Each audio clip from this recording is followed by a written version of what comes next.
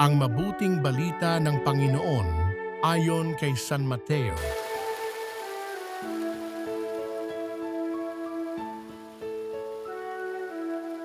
Noong panahong iyon, may mga Pariseyong lumapit kay Jesus at tinangkang siluin siya sa pamamagitan ng tanong na ito.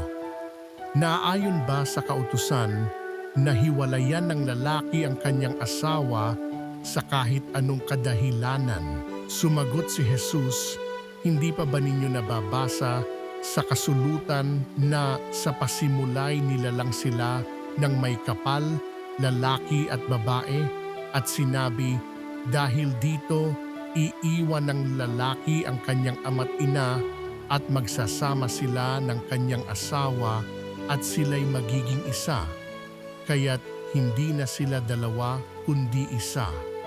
Ang pinagsama ng Diyos ay huwag paghiwalayin ng tao." Tinanong siya ng mga Pariseyo, bakit iniutos ni Moises na bigyan ng lalaki ang kanyang asawa ng kasulatan sa paghihiwalay bago hiwalayan iyon? Sumagot si Jesus, "Dahil sa katigasan ng inyong ulo, kaya ipinahintulot ni Moises na hiwalayan ninyo ang inyong asawa. Subalit hindi gayon sa pasimula. Kaya sinasabi ko sa inyo, sino mang lalaking humiwalay sa kanyang asawa sa anumang dahilan liban sa pakikiapid at mag-asawa sa iba ay nangangalunya.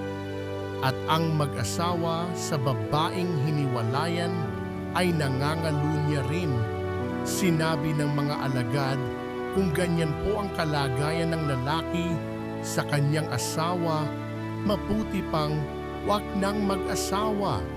Sumagot si Jesus, "Hindi lahat ay makatatanggap ng simulaing iyan, kundi yaon lamang pinagkalooban ng Diyos.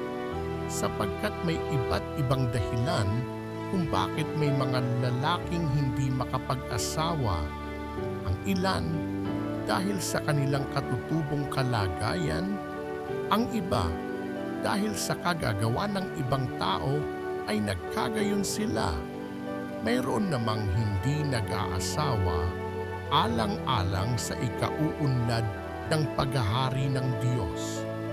Ang makatatanggap ng simulaing ito ay tumanggap nito." Ang mabuting balita ng Panginoon